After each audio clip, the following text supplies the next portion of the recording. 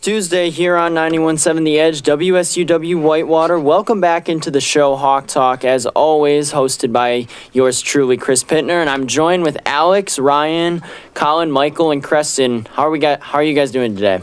Pretty good. Splendid. Great day. It's a great day. It's a scarily good day in Whitewater in February. Yeah, I know we were talking about this a little before the show. It's like the weather was almost too good to be true today, I feel like. Yeah, I'm pinching myself over here. It's almost scary how warm it is outside these days. You know, it's quite literally, it's one of the days next week is projected to be over 60, which I don't know how you guys feel about that, but I will be golfing. I will 100% I don't know. I'm from golfing. Arkansas where it's like 120 degrees in the summer, so. Yeah, that's fair. I guess this still is kind of like winter to you then. What? Woo pigs. Woo pig, baby. Alex, what courses are open these days at this time of year? Swan Hills in Rockford, Illinois. Interesting. I might have to go check it out. I know my buddies and I really got into golf last year. We just That's home course. we haven't had a chance to really get out much, obviously, because of the snow and whatnot. But with that, it's good to hear you guys are all doing good. We have a lot more warm weather on the horizon. We had a couple chillier days this weekend, but that we're gonna jump right into our obscure sport, our first one of the semester. It's called the Pumpkin Chunkin', which is it's actually a pumpkin launching competition that's held every year. And I don't know about you guys, but I was always shocked to see like how much money and investment they can put into the event. Yeah. Yeah, it looks cool. I'd love to go out, do that with the buddies, launch some pumpkins. I watched the clip you sent. Somebody set up like a trebuchet on a school bus. Those threw air a pumpkin cannons. out of it. Those air cannons were ridiculous. Yeah, and I was like, I don't know how you come up with this or how you get the money for this, but I'm for it. If I could vote for it, I would. For something. I like it. Yeah. Yeah, I know. It's definitely one of the more. I actually found out about it through a like middle school tech ed class that I was in. We watched like a whole video about it one day when the teacher wasn't there, and I was just like, it was always intriguing to me. Build your own pumpkin chunkin'. Who do you think of first team all distances in the pumpkin chuck? You got to think of someone with an engineering degree for sure. Or just Right. some hick from like Alabama, who just for some reason knows how to build stuff. Yeah, you know, Give them those a chance. backwoods type of I'm gonna people. look They're it up. they're really talented at pretty much anything. Yeah. I also feel like a lot could go wrong. That's true. Oh, Yeah. Don't worry about that. No, but like the rope ones especially, like if that pumpkin's not sitting in there correctly, I just feel like it could either explode or like it could come out the wrong way, and then what do? Yeah. You have a 30-pound pumpkin flying in the air. Like I don't. Yeah, what does the waiver that you have to sign look Yeah. like for the pumpkin chucking tournament? Yeah, there's definitely a lot of risk involved with it for sure. I feel like, honestly, a lot of things could go wrong with it. As much as, like, obviously they could go right. I feel like you have to test it extensively Yeah. before you actually go out there.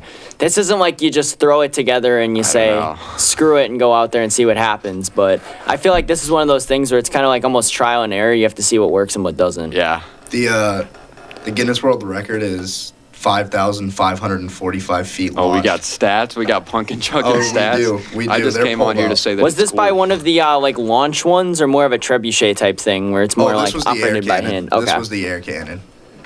Yeah, because 5,000. I know some people do the more air cannon method where it just goes, you launch it as far as you can that way. But then there's also people that kind of go more for the traditional route of just kind of like pulling the trebuchet back and That's just the seeing. goal, just to get it as far as you can. Yeah, the whole goal is the distance. You just want to see as far as possible, like how Nice. far you can get it. 5,000 feet? They probably just like hit somebody's house, dude. 5,000 That's a feet, mile. that's over a Launched it through- mile. That's a Yeah, mile. They just launched it into someone's kitchen. I feel like you have to have a ginormous field for something like that. Like you have to Yeah. have like just the biggest open field of all time. Well, it's probably because- on like private property where there's Yeah. like hundreds of acres just open. Yeah, definitely where like there's not gonna be a house that you could possibly hit. You I'd have to love be to just be- out there in the middle of nowhere, I'd basically. love to be rich enough to be like, hey, this Saturday, come over to my place. I got some acres. I got a trebuchet. We're gonna launch some pumpkins. Pumpkin chucking tournament at my Chuck 'em. place. Yeah, that would definitely be that would be the life, as I would put it. Ryan, do you have Yeah. any thoughts?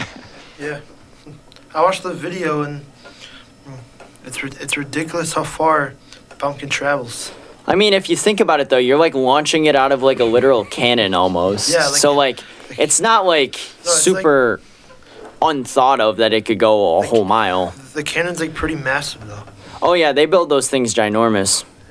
It feels like something you would see in Fortnite, like a pumpkin launcher or something. They have the pumpkin launcher, dude. They do? They have it's like a What did I say? RPG. Is that like a fall thing where they like bring it in at like spooky season Yeah, time? or they just put like a pumpkin on the end of the rocket. For like Get on the animation. game, dude. Get on the game. I'm on the game, Alex. It doesn't seem like you're on the game. I was just on the game before this, but anyways. Does anyone else have any other thoughts on pumpkin launching? Michael, I know you really haven't chimed in too much. Do you have any thoughts? Well, I think it was pretty funny, honestly. Apparently, it was it started in Delaware? That's what I was told. I know Or is they it, have like, an annual competition at the same place every year. I'm not clear on where Yeah. it started.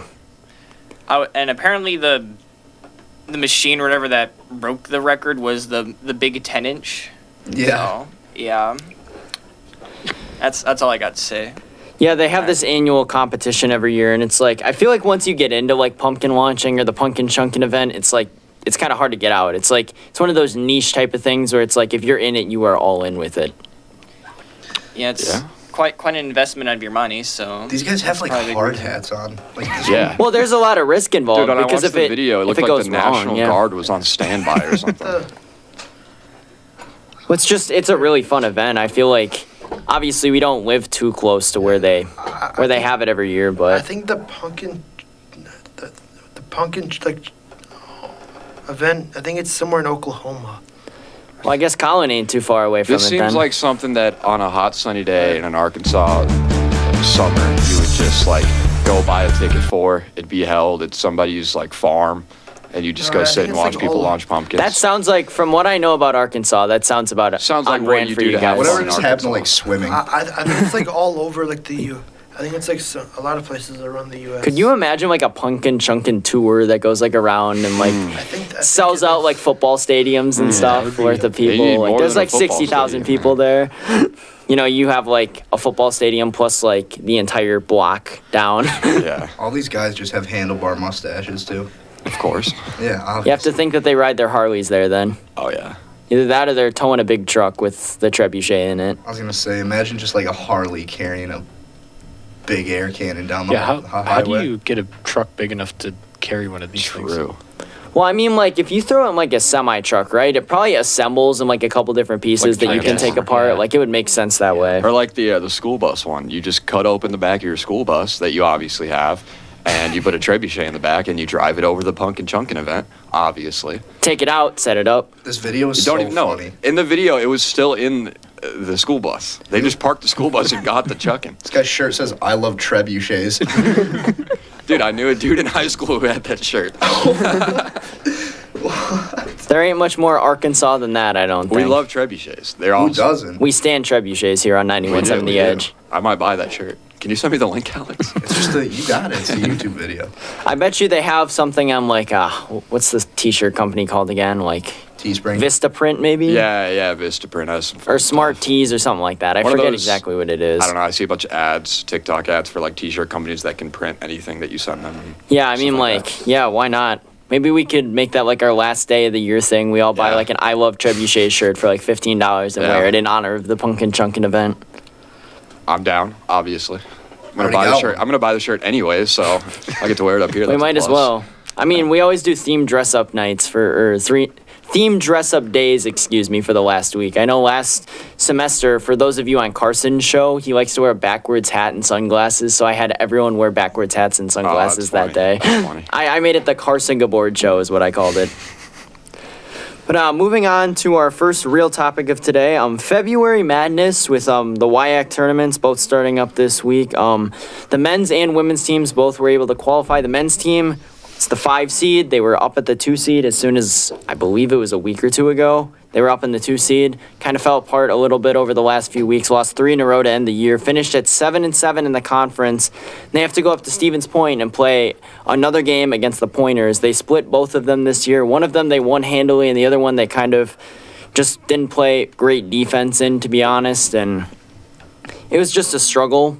I mean, obviously, previewing this game, Stevens Point also didn't have their best player in the second matchup. So, Alex, what are your thoughts going into tonight's game? Well, I know that the men's Warhawks are on a 3-game losing streak right now, and they got the Pointers up next, which, like you said, they split the difference with. Is their best player back? I assume. Malik Abdul-Wahid played in their next game, so I would have to assume so. Yeah, well, they better bring it. I mean, they're on the road. They're only 6-5 at home. So, like you said last time, it was almost a 30-point game, but they're 7-7. They're neck and neck in the WEAC standings. I think inconsistent is a great way to describe how this team's played this year. It's been a Right. really up and down season. Like, they've had their tough losses, but they've also had their big wins. Like, they beat a couple of good teams. Like, they beat Stout, who they had lost to by 33 here at home. And then the next game, they beat Stevens Point by 26, but that game was honestly even further than that, most of it. And then they go out and lose 3 in a row right after that. Like, it just kind of shows the highs and lows that this team's been through this year. Yeah, I agree. I think they just need to figure it out. This is their last regular season game before the tournament. This is the tournament, actually. This is the tournament? This is the first game of the tournament? Yeah, and if they lose this, their season's over. They have to win this tournament to make the NCAA tournament, which they had great success in last year, making it almost to the championship, losing a close heartbreaker to Mount Union. I mean, they're on the road, so we'll see. I'll just leave it at we'll see. I'm not more or less towards either direction right now. It's really tough to predict this team this year because, like, every time you feel like they're starting to turn a corner a little bit towards winning ways, they lose, and then every time you think they're down and out, they win 3 games in a row. It's like they're just so hot and cold this year. It's really hard to describe. Ryan? Yeah, like I agree with you that the men's team this year, their season's been up and down. Just I think like Saturday, that was a must-win game for them. And If they wanted to host, it was definitely a Yeah. must-win game, and they were unable to do so, like, I don't unfortunately. think they shot the ball well. It's like, No. They shot 34.9% for the they game, only 5 for 23 from Pretty 3. bad. I feel like Carter capturing. I feel like he should have gotten more minutes. That also was that was senior day Yeah. on Yeah. Saturday. Oh, yeah. So Oh, yeah. My Will God. Pitleski, who hadn't started a game all year, actually did start that game just as a senior. I forgot Kind of it was- little send-off I type forgot it thing. was senior day. That was right. Also, yeah, it is a little surprising to see Capstrand only get 7 minutes in that Yeah. game. Did he even shoot the ball at all? I was 0 for 2 from the field. I was unable to see him. Unfortunately, I wasn't able to catch the game, but yeah, that's you have to wonder if there was an injury there. I know, Colin, you were able to watch it. Did you see he anything? came out there. He didn't get hurt. I think it was senior night that he didn't start, and then when he was out there, he wasn't doing much. So they probably tried different things. I know James Kelly got a lot of minutes off the bench, so they could have been filling in that gap there. Yeah, not to mention Miles played 38 minutes in that game. Delvin played 31, and so did Trayvon. Those are kind of the guys that you expect to get the most minutes, though, other than maybe Delvin, because him and Kelly have kind of split this year. Yeah. Colin, I know you were at this alright. game, like I just said. What were your thoughts on what happened and not being able to come out with the win? Well, my biggest takeaway is that I think Whitewater, they just couldn't get it going offensively. In defense, they made great effort. They forced 23 turnovers. River Falls had their average amount of turnovers per game at halftime of that game. You hear that, you think Whitewater's up by 10, 20. We were down 8, and then we matched their score in the second half, so we lost by 8. River Falls got super hot from 3. Noah Hansen, watching that game, I didn't know much about River Falls, didn't know who Noah Hansen was, but now I do. He was 4 of 6 from 3. I remember one he hit coming off of 2 in a row, gets the ball, Steph Curry, Klay Thompson-esque, dribble to the left, fading three-pointer, nothing but net. I didn't know a ton about Noah Hansen Yeah. going into that game either. I was expecting Jack Leifker and Zach Johnson And to kind of be Leifker- their better players in that one. Leifker did his thing. He didn't need to nominate when you got a guy who's hitting 4 threes out there. But Leifker, we didn't have any. Even Trayvon couldn't really do anything against him. He was, every time he got the ball, little baby hook, it's in, or if it's out, he was getting a lot of offensive rebounds as well. And I think Whitewater really just tried to outshoot River Falls, who was super hot from 3. And Whitewater went 5 of 23 from 3. So if you try and outshoot a team that's hot and you're missing everything, you're not going to win. And I think they really should have got it going in the paint more. When James Kelly got in the game, I remember there was like a 2-3 minute stretch where he got the ball, made a power move like Zion Williamson or Prime's Charles Barkley to the rim, and finished 3 times in a row. And if he didn't finish, he would get fouled and make his free throws. But for some reason, they just stopped doing that, and then they would come chuck a 3. I know Miles Barnstable was 2 of 9 from the field. Delvin was 5 of 14, and Trayvon was 6 of 16. And most of those 6 makes came in the second half. So, like I said, it was they matched each other's score in the second half. It was really the first half where Whitewater lost this game. They came out super cold on offense, and River Falls was hitting everything on defense. And, in the second half, Whitewater made a run, went from down 9 to down 4. But then after that, like we were talking about, honestly, kind of represented their whole season. They'll win a couple games in a row, look like they're a really good team, and then go on a 3-game losing streak like they did. Like in this game, hit a couple big shots in a row, got some good stops. The lead's only 4 points, and then boom, somebody hits a 3 in River Falls, and the crowd goes silent, and all the momentum is lost. So they're just very streaky, and they're not great on the road. Like Alex said, 6-5 or 5-5. They've had a tough time winning outside Catchell at times and this year. Stevens Point had a big win versus them, but without their best player, and that was at home. So things are going to be a lot different going into the Stevens tournament. Point also has one of the best atmospheres in all of Division III. I know they led the WIAC in attendance this year, and they do year in and year out. That's not uncommon for them. And last time we played in Stevens Point, they put up 100, a buck, Benjamin Franklin on our heads. 100 piece. A Benji. candy. Yeah, just a Benji on our head, which is not something you want to see in college basketball, especially D3. When I was able to watch most of that game too, I mean, the main takeaway I had in that one was just Stevens Point was getting wide open looks. Like the defense just looked lost most of that game, and they were hitting their open shots, and that's why they won. Simple as that. And Whitewater did have 92 points in that game. It's not like they got it was blown out. it was a track meet of a game, is what it was. Yeah, I got that vibe.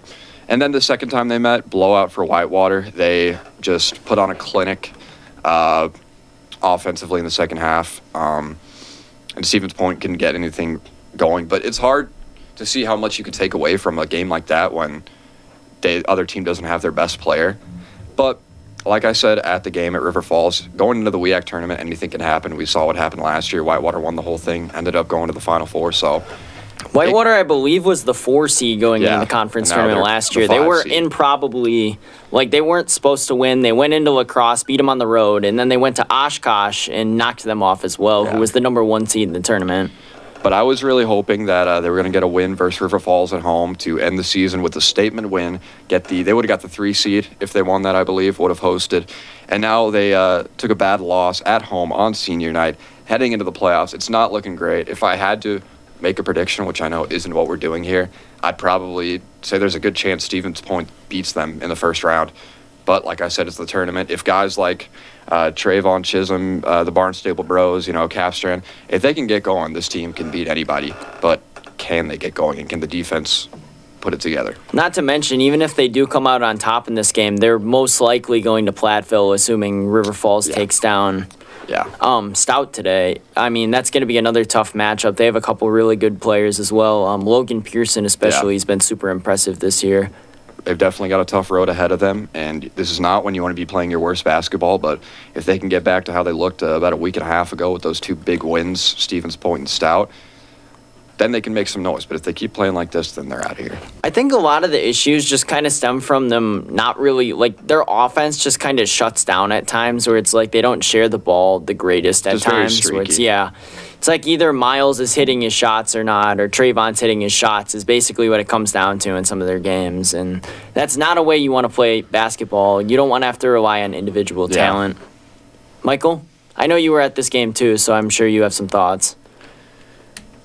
Yeah, I kind of agree with a lot of what Colin said to an extent. It just felt like every time that we took steps towards, getting something done, being able to come back and potentially win the game, we just went, and then just 2 steps back, we just fell flat. And to me, I hate to put things on Wixer right now, but he isn't doing as good of a job coaching this team as Pat Miller. Well, filling Pat Miller's shoes is really tough, too, because Pat Miller is a WBCA Hall of Fame coach, led us to 2 different national championships in 2012 and 2014. I was expecting, in all fairness to Wixer, of course, a little bit of a drop-off this year, but at times his teams just look sloppy. I'm not going to pin this all on him because some of this goes on the players as well. I don't know, It's like at the end of the day, you still have to play the game. It's not all 100% on the coach, and I think that's an issue with pro sports at times too. It's like people are so quick to blame the coach for everything when sometimes it's just the players are not playing good. Yeah, I would agree to that. Again, it feels a lot of time like they play iso ball in each possession, and they don't facilitate the ball as much as I think that they should. There's not a lot of movement on offense. Yeah, I know. I feel like to a certain extent, though, when you have great players on your team, you also just kind of let them cook every once in a while. Like Miles, especially, you just kind of got to let him do his thing sometimes. But when that's not going, Then you they have just to look lost. Yeah, they don't have anything to fall back on, and I think that's the major issue. Creston, do you agree with that? Yeah, I also think something that I've kind of noticed is when this team kind of sticks with it until the end, like if it's close down the stretch, I just feel like this team finds a way to like kick it into gear and win the game. So I feel like keeping it close against teams like Stephen Point, or if they win today going to Platteville, I feel like keeping it in arm's reach within the last like 3 to 5 minutes of the game is important, and I feel like that's how they can get those gritty, maybe not pretty wins, but wins. Yeah, it almost feels like they're able to just almost crank it up a little bit Yeah. when we get to those crunch time moments. It's like sometimes at that point in the game, it's more about talent, and there's no abundance or shortage of talent on this team at all. That's pretty clear in my opinion. And I was waiting for that kind of push at the end of that River Falls game. Like I said, they got the lead down to 4. Everything was going Whitewater's way. Trayvon was getting to the paint, getting buckets, getting fouled. People were actually making their shots for once in the game. We were getting to the free throw line, even though I think there was a stretch where we got fouled on 3 plays in a row and went 3 of 6 from the free throw line. So we missed out on 3 points in a crucial situation when we're only down 4. We could only We been only down shot 1. 9 for 14 from the line Yeah. in that game, which it's not awful, but it's also far from But what you want. 3 or 4 of those misses came in clutch time, and that's And when they you only had wanna- 1 free throw in the first half too. Yeah, And that's when you don't want to be missing your free throws. You want to be because you don't want to say, "Oh, we lost this game because we missed our free throws." They're free throws. they're the easy points. But yeah, they tried to put shit into overtime or into that next gear, like you were saying, Creston, but it just fell short. They had one good run there in the second half, and the game was so close the whole time that all they needed was one good run. But then that's where it all ended. I think River Falls ended up hitting a 3 that pushed the lead back to 7, and then that's when it was just kind of over. I mean, once you get to the end of the game situation too, if you're down, you have to.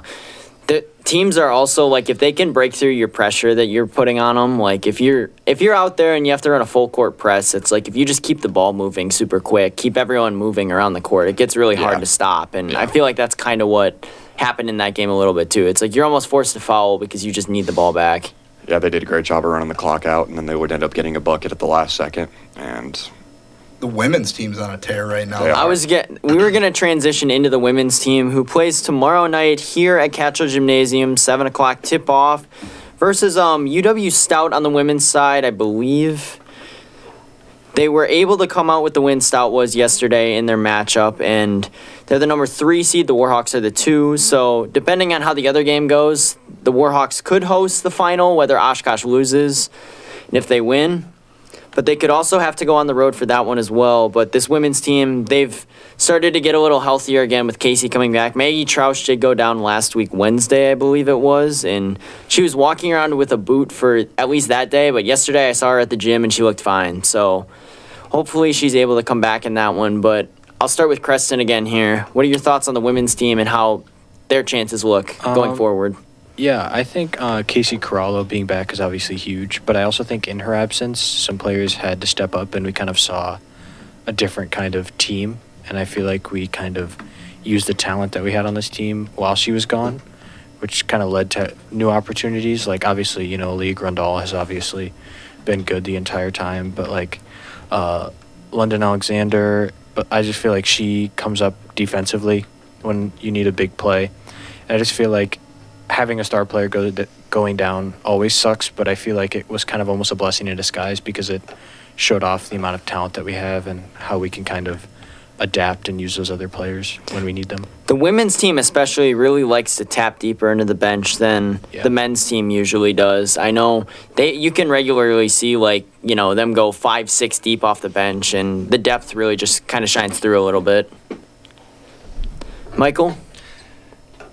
Well, yeah, I definitely have a lot more hope for them at the moment. I think that honestly they have a pretty good chance of winning the tournament. I'm definitely a little bit concerned of Oshkosh. I know in the game I saw against them they look really good, but Oshkosh is a very good team. I believe they're somewhere around the top 10 in the D3 Women's Bowl, as are we. Only 3 losses on the year, so the tournament odds for the Warhawks are still looking pretty good on the women's side, regardless of whether they lose to Oshkosh or not. so you're saying hypothetically they make it to the finals and they lose, there's still a half decent chance they make it to the tournament? I think the question at that point comes down to whether they host, which probably won't happen if they lose, but if they win, there's a decent shot we'll see a couple games here at Catchell next weekend. Okay.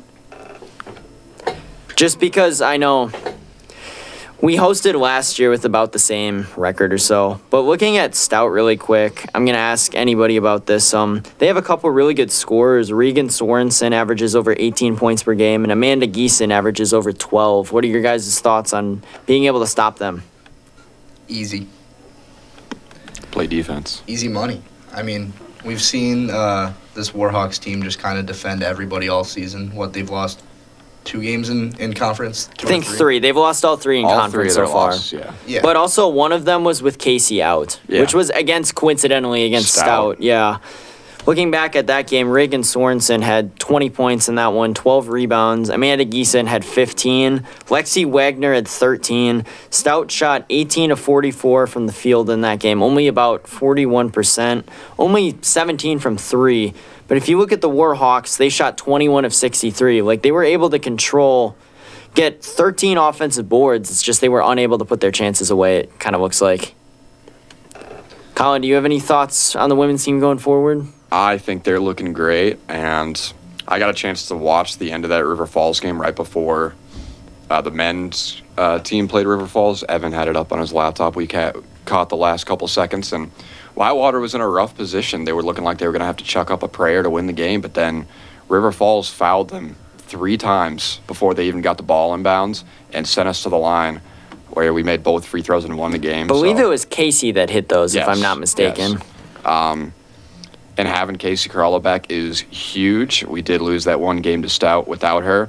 And in that game, Stout shot 40 free throws, which I don't even know how you let a team shoot 40 free throws. And Whitewater only shot 19. So I think a lot of that just came down to, obviously foul trouble. Yeah. I mean, Yeah. if you look at this, most of the starters in that game, Maggie Troush had 4 fouls, Katie Hildebrandt had 4 fouls, Aaliyah, London Alexander, and Bree McCurdio had 3. Also, Renee Rittmeyer and Logan Lowry also had 3. yeah. I mean, it really adds up, I feel like. And they made 30 of those free throws, which isn't 100%, but if you let a team shoot 40 free throws and they only shoot 75%, that's still 30 extra points they're putting up on you. Not to mention Whitewater only shot 11 of 19 from the Exactly, line in yeah. that game. I'm not going to say the game was won or lost on the free throw line because there's so much more that goes into Yeah. it than that.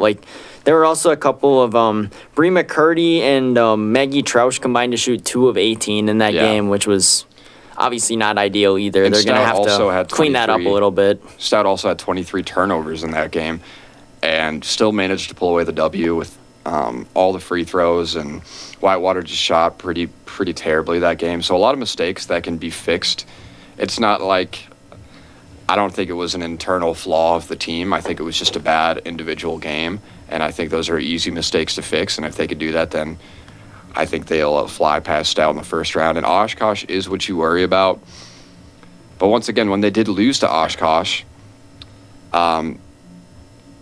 they had played great. They held Oshkosh to 35% from the field and 29% from 3. That But game once was a again, defensive battle. yeah, I was it actually on the was. call for that It one. was very low scoring. They also let Oshkosh shoot 25 free throws that game, and Whitewater only shot 5. So free throws seem to be a common issue. If you keep getting into foul trouble, keep letting a team put up 20 extra points just at the line, it's going to be tough to win games, especially versus a team like Oshkosh. So, but the silver lining is that these are mistakes you could fix and that you can prioritize. And if they can go out and fix this, I think, and clean up the ball too. They average 15 turnovers per game, but you get Aaliyah Grundall going, you get Carallo going, this team can go all the way. Yeah, this team definitely has a lot of potential.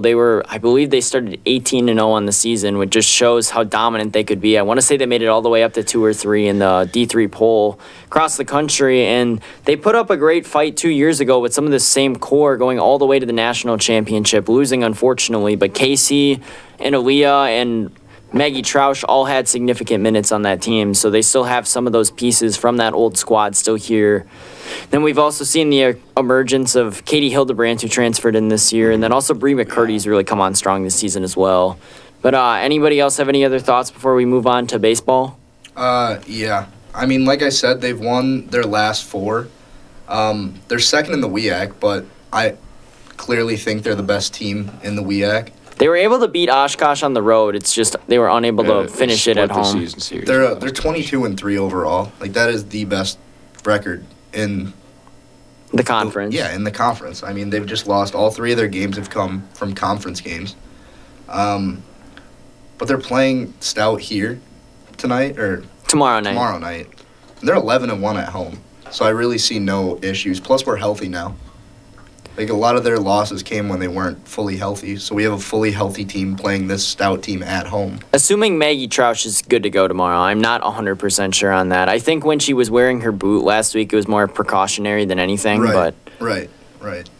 But yeah, I mean, if everyone's healthy and they're playing at home, I see no issues as to why they would lose this game.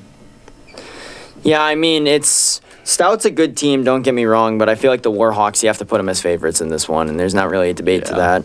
But with that, we're going to move into our third topic of today, which is MLB Mayhem. The official start of spring training, I believe, was either late last week or early this week, and all the full 40-man rosters and a lot of prospects and whatnot. Just getting a look at everybody, making sure that you have all your ducks in a row. I know, Ryan, I'll start with you. Who are your favorites to win it all this year? I know it's still really early, and a lot of things will change throughout the season, but I hate to say this, but it's no question. It's the Dodgers. do you have any reasons why you believe it? No, I mean, I feel like those go without saying, but Yeah, I just think like they're the favorites to win it this year, especially adding Otani.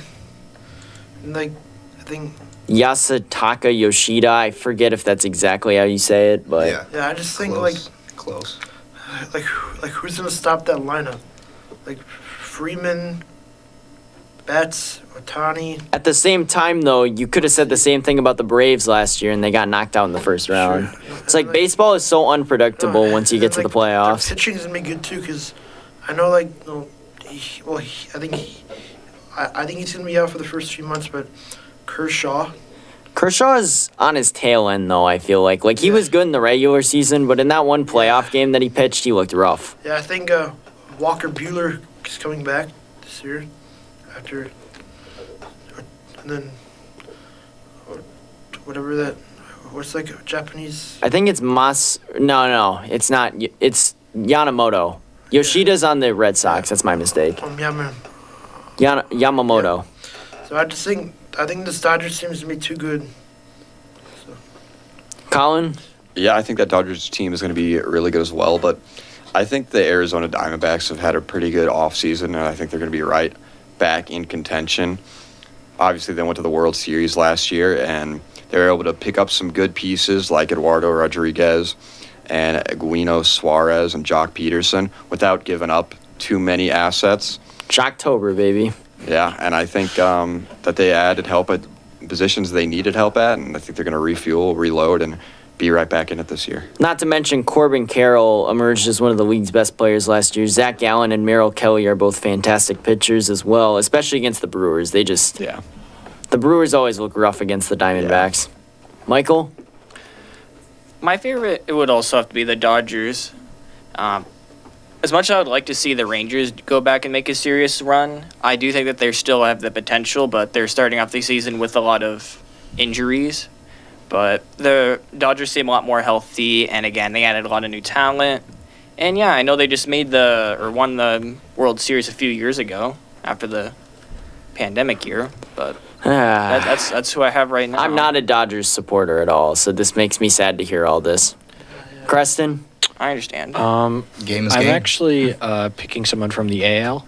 I'm going to go with the Astros. I just think, they're always like perennial, always up there. Last year they tied the Rangers, but won their division at 90 wins. And obviously adding Josh Hader to the rotation is huge for them. They still have a good pitching staff.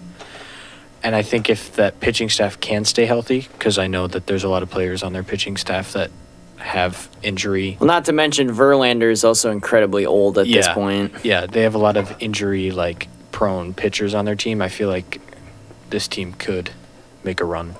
Yeah, they're definitely one of those to watch throughout the season. I know last year they weren't quite on their top form, but I mean, they were the year before, and that hitting core is still elite. Yeah.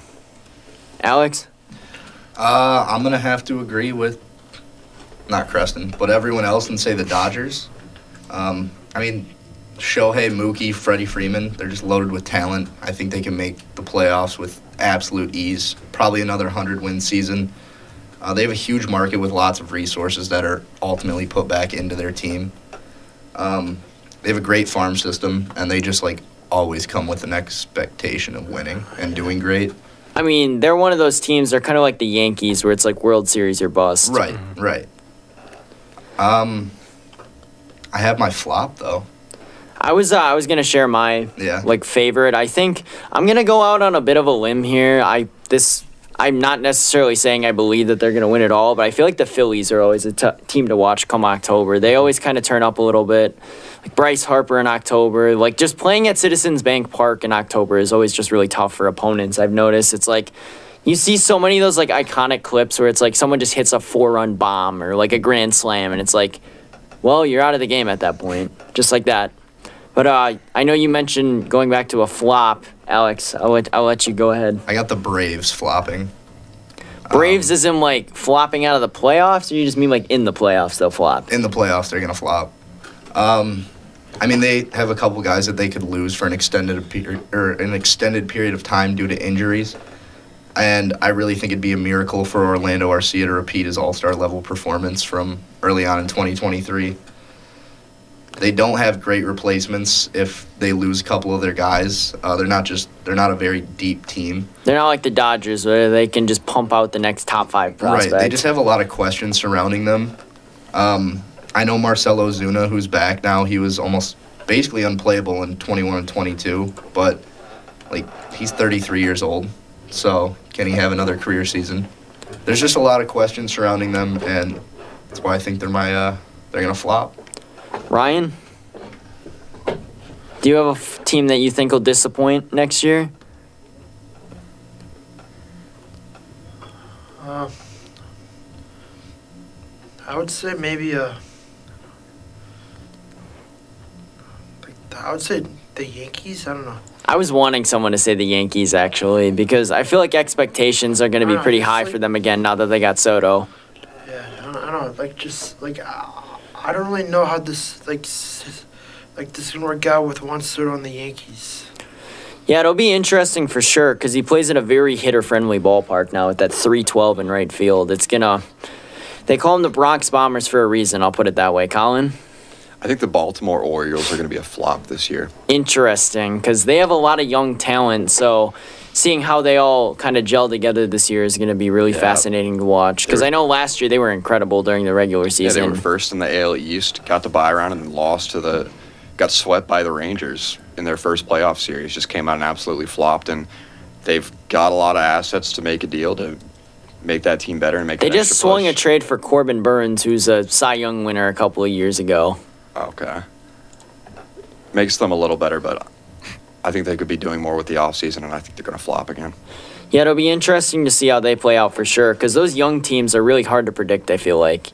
Even if you have all these top prospects, it's really hard to accurately gauge what'll actually happen. Yeah. Baseball is such an up and down sport like that. Michael? For my team, I think is going to flop. I'm actually have to say the Minnesota Twins. I think that they're going to miss the playoffs. Interesting. I know Carlos Correa is not what he used to be. Oh yeah, And Byron Buxton really isn't either. I don't know. I just don't see them going too far. I don't know. They're old. I just think that the other younger teams are going to make their way in. I don't think that they're going to be like really bad, but they're just going to sneak out. They're going to be like a 75 to 80 win team, somewhere in there. Creston?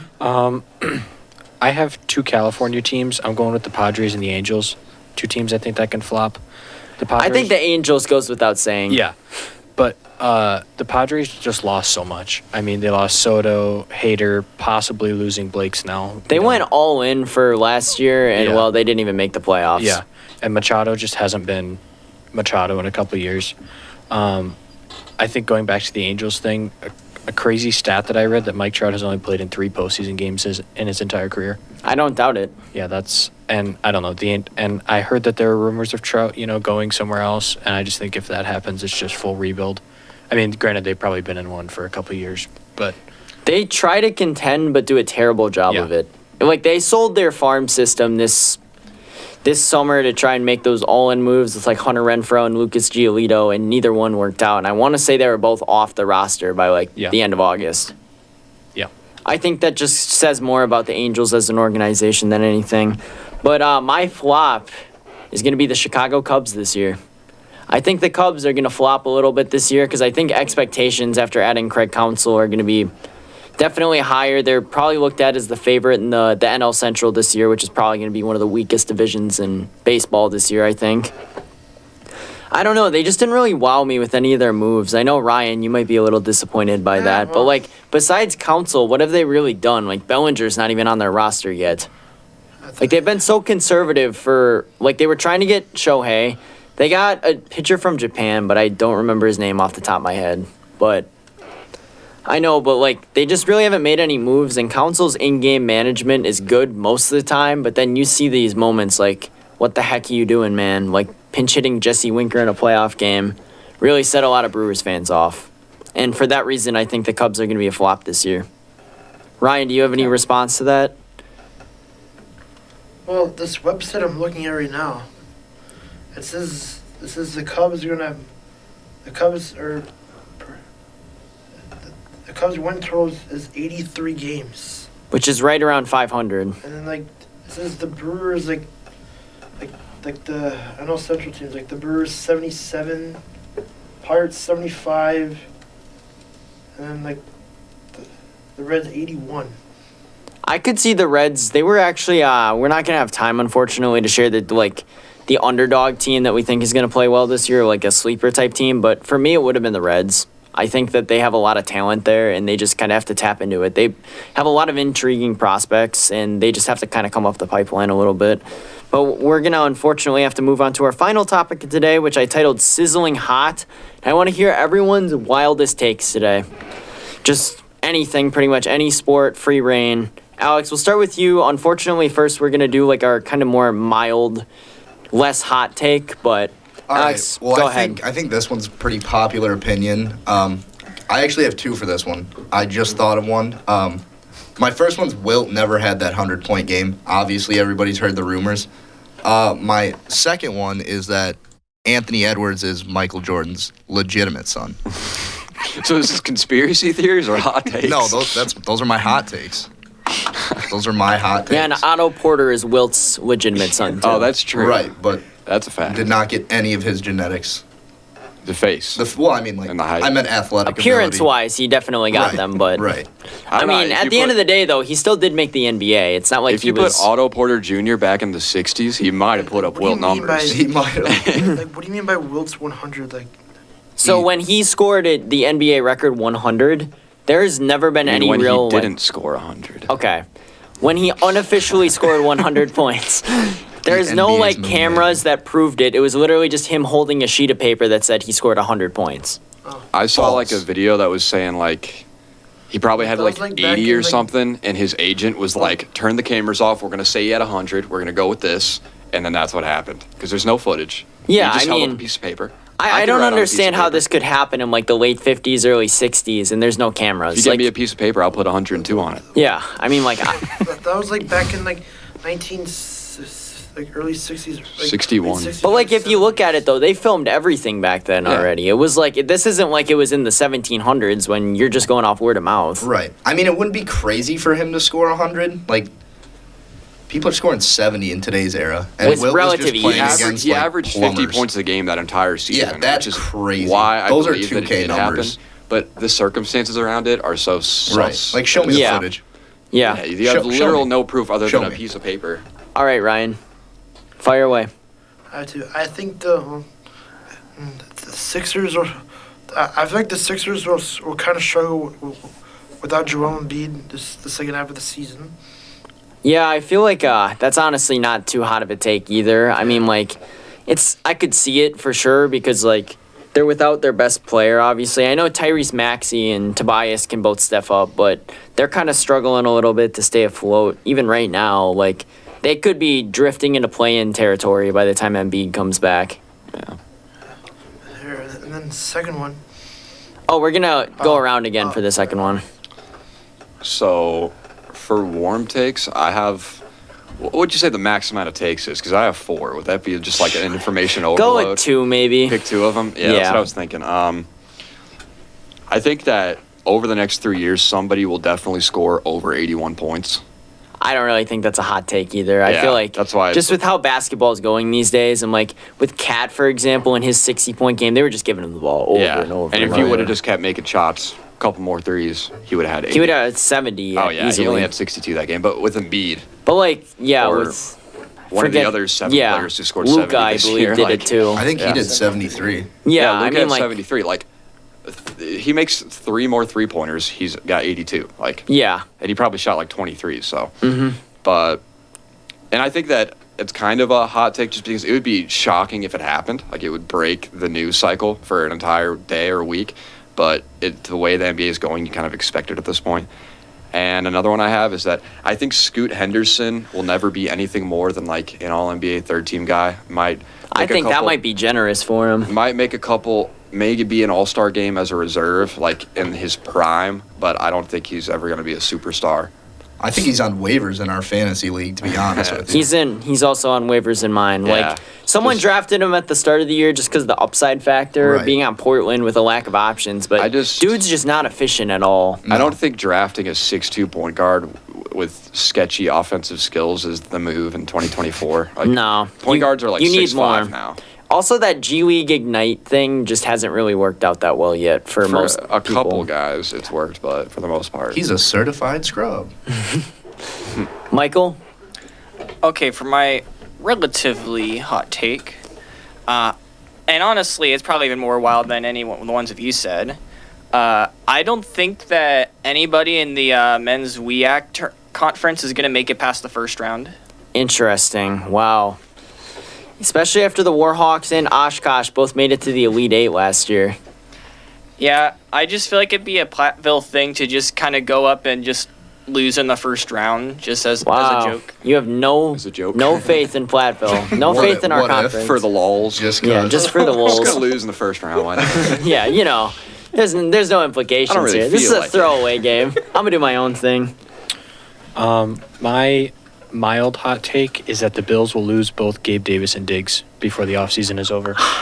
I kind of agree with you because like Diggs is kind of on the outs with them, and Gabe Davis actually posted something today and that like something that I looked at too. I mean, obviously Khalil Shakir had a pretty decent year last year, but I also feel like if you trade Diggs, you could get 1, maybe 2 of the receivers in the class, and this is a loaded wide receiver yes, class. it is. And also, people are talking about them taking an O-lineman, but I feel like this is a class where an O-lineman taken on day 2 or 3 could also be a. This is just a deep class in general. Yeah. I feel like there's a lot of talent to be had this year. So for my mild take, I guess I don't even know if this is mild or not, but I think the Bucks are gonna fall to the 6th seed by the end of the year, maybe even lower. They're just in free fall right now. I'd say that's a warm take. I'd see them staying in the top 4, but I wouldn't be surprised. I look at it and they're only like 4 games ahead of, I think it's the 8th seed right now, which is mind-boggling to the East me. is very close right now. The East is, yeah, it's tight. Like Boston has a decent grip on first Yeah. place, but other than that, it's like honestly 2 through 2 like through 8, 8 9. could honestly all switch around by the end of the year. Then I'm gonna share my 100% hot take. That's why I'm wearing my jersey today. Is that if Giannis was 6'6", he'd be Thanasis. Thanasis is Giannis if he would be 6'6". I've been saying this. I I, think- swear to You know, God, I I've don't been think saying that's this. that hot of a take, Chris. I think that Giannis's entire game is built around bullying people to the paint and dunking on them. And I don't know, I think he'd be a little better than Thanasis, but still not anywhere near the level he is I think now. Giannis's game is just simply based around his physical attributes. Yeah. Like, there's not a ton of skill that goes into what like he does. Shaq. Yeah, it's Like- more just pure physicality and will to be able to And you can't take that away from him because you could say it like what. Oh, when you can James, take it away from him. what are you gonna do? Cut his shins off? Maybe. Maybe. But when James Harden had the beef with him and called him the run and dunk guy, that may be true. But what are you gonna do about it? Yeah, I mean, Just get in like the it's way. more of a you Get dunked can't on. really stop run and dunk. Yeah. But like, yeah, that's my sizzling hot take. Creston, what's yours? Miles Sanders will be top 5 in rushing yards next year. That is diabolical. But listen, As of Miles Sanders fantasy owner this year, I strongly disagree. he ran 80% of his rushes on outside zone in Philly, which he had the most success in, and he only ran 5% of his runs in Carolina on outside zone. You have a new OC, new offensive-minded coach, and I just don't know if they trust Bryce Young to throw the ball that many times in a game, and I just feel like Miles Sanders will have more opportunities. But then you could also say the same about Chuba Hubbard, who honestly took most of the touches by the end of the season. I also feel like that had to do with the lack of what Miles Sanders was doing, and that was on the coaching because they would run him up the middle, and I think he averaged 2.3 yards per carry. So I feel like you have no really like choice but to.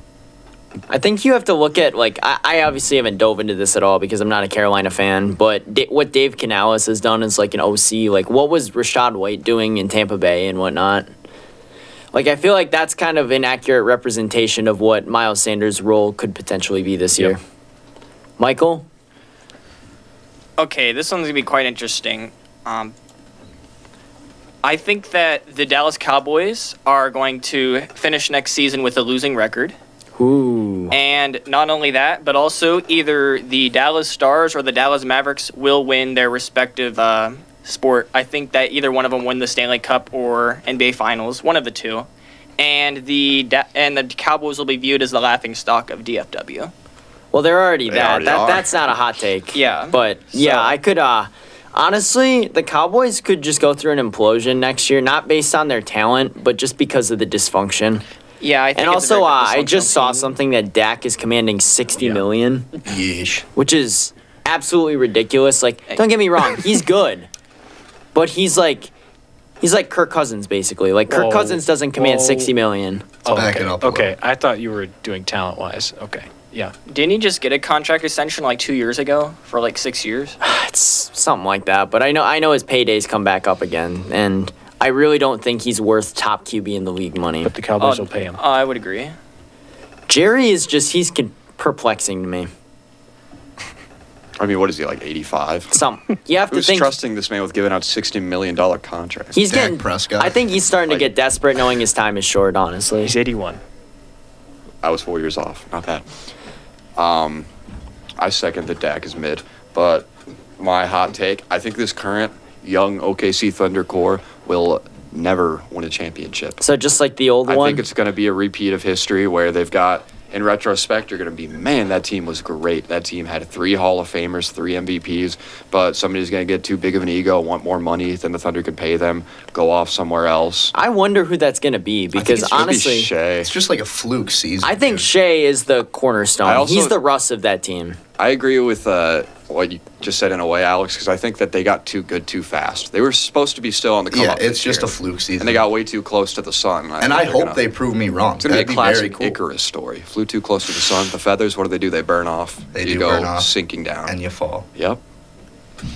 Interesting. I like that. I mean, I could see why you would say that just because I don't know. I just don't see any of these guys with like huge egos. I feel like I don't know a I ton think about Shea has them, a but pretty big. Have you seen his Instagram captions? well, other than Shea, like Shea deserves it in my opinion, does, just he because he does. puts up 31 a game Can't on hate, relatively can't efficient shooting. But like, But I feel like, sorry to cut you off, but I feel like we always see young teams in the NBA that you're like, oh well, this team theoretically, if they all stayed together, should win 5 championships. I think Never this really one works out like that. specifically is different though, just because their pick situation. They can make Yeah. whatever moves they want over the next few years, That's pretty why much. it's a hot take, you know.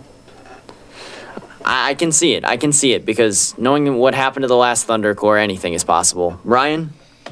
Well, like, my hot take is, I mean, like, he could go back to the team, but I think Houston or maybe even Dallas should go after Saquon Barkley. I could see that. I mean, that's gonna be interesting, but with what money for Dallas? That's the big question. It's like they have all these premium players that they're gonna have to make decisions on over time. like Dak Prescott. Dak, Micah Parsons, DeMarcus Lawrence, Micah Parsons should just- Trayvon Diggs, CeeDee Join the Lamb. NBA. Yeah, there's Deron just Bland will probably ask for a lot now. yeah. I mean, it's tough. So I mean, I feel like Houston could be a lot more Yeah. of a reasonable landing spot for Saquon for sure, because the Piper's not come to pay yet for them. Alex, I would say Michael Jordan would be no better than Jimmy Butler in today's NBA. wow. Hey, Um, care to explain this one? It's just a faster game. I mean, like, maybe if, he was brought up playing this game. But we don't have any stats on how well he would have played today. We have stats on how well he did back then. And it's just a way faster game. It's much more reliant on the three-point line.